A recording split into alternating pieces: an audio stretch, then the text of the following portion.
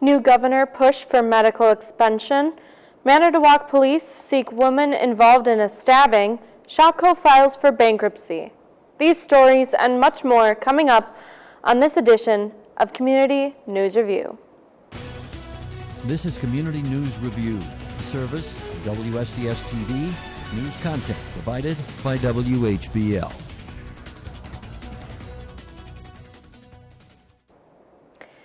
Hello, I'm Maddie Pfister, and welcome to Community News Review for Wednesday, January 16th, 2019. Roads got icy Tuesday evening as temperatures and freezing drizzle fell across Sheboygan County. Sergeant Jesse Smith with the Sheriff's Department says overall the county saw 8 property damage accidents, but no one was injured. Smith said that the worst of it was in the western part of the county. Smith says on Highway 23 west of Plymouth, semis had to move to the side of the road to get traction because the highway was a sheet of ice. Highway crews were out throughout the overnight hours treating the roads, and meanwhile in Outagamie County, icy conditions are being blamed for a crash that killed a 17-year-old girl from Shiocton, and officials say she lost control, went into a ditch, and hit a tree.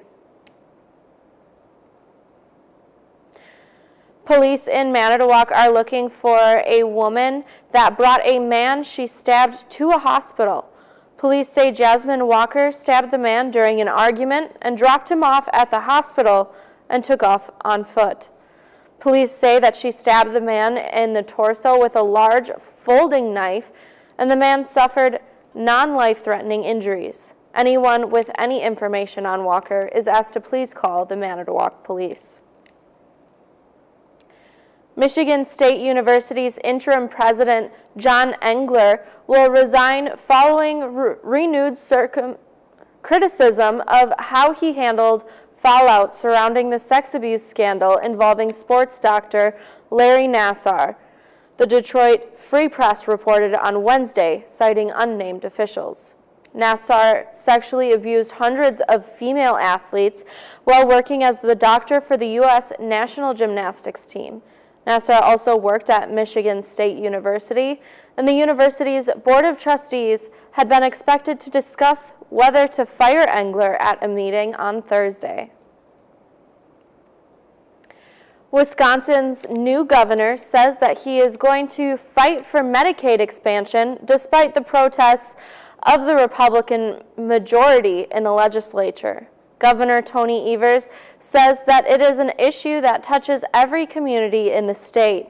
Every small town in Wisconsin has some facility that's healthcare related, whether it's a clinic, whether it's a small hospital, whether it's a doctor's office. He says he has got the backing of both the people of the state and the medical field, and the people that are using the facilities and work in those facilities support our position on that. Evers says the expansion will help people across Wisconsin get the health coverage that they need. I understand that they said that is a non-starter. We're not going to burn the Capitol down. We're going to disagree. If that's their position, then we will disagree. Evers met with all of the legislative causes on Tuesday in order to present his goals for the session. New Governor Tony Evers says he is open to the idea of medical marijuana, saying his first budget will take a step forward establishing such a program. Evers also told Wisconsin Technology Council that he would like to see voters decide on whether recreational marijuana should be legal in Wisconsin. I personally would sign that bill. I just want to make sure we do it correctly. A similar ballot measure was approved in neighboring Michigan last November. Top Republican lawmakers in Madison are split on the idea of medical marijuana. State Senate Majority Leader Scott Fitzgerald is opposed. Assembly Speaker Robin Vos says he has an open mind on the issue. Former Governor Scott Walker was a staunch opponent of the using marijuana for medical purposes.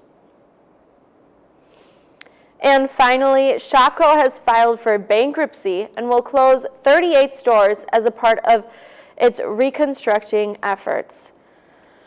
The Ashwaubenon-based retailer announced Wednesday that it has obtained $480 million in financing from lenders led by the Wells Fargo to fund and protect its operations while it goes through a bankruptcy. Shopko has also asked the federal bankruptcy court in Nebraska to allow it to continue to pay wages, salaries, and benefits and pay vendors and suppliers during their bankruptcy process. This decision is difficult, but a necessary one, CEO Russ Steinhorst says in a news release. Court documents list the company's assets at between $500 million and $1 billion, with liabilities estimated between $1 billion and $10 billion.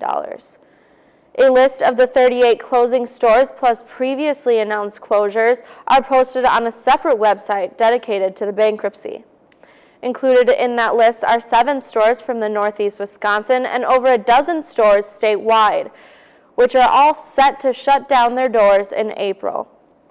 Shopko also plans to move more than 20 optical centers to freestanding locations, and the company says that it is encouraged by 4 freestanding optical centers it opened last year and will look to grow its optical businesses. All optical centers will remain open through the transition, and the company says, finally, it is the auctioning its remaining pharmacy businesses.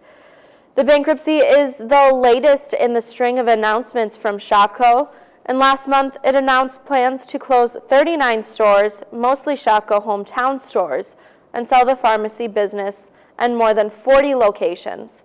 Last week, the company confirmed plans to close the Shopko hometown in Seymour and the full-size department store in Menasha.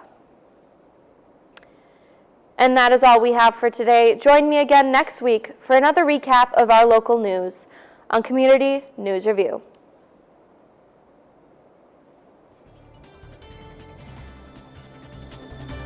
News content for this program provided by WHBL in cooperation with WSCS TV.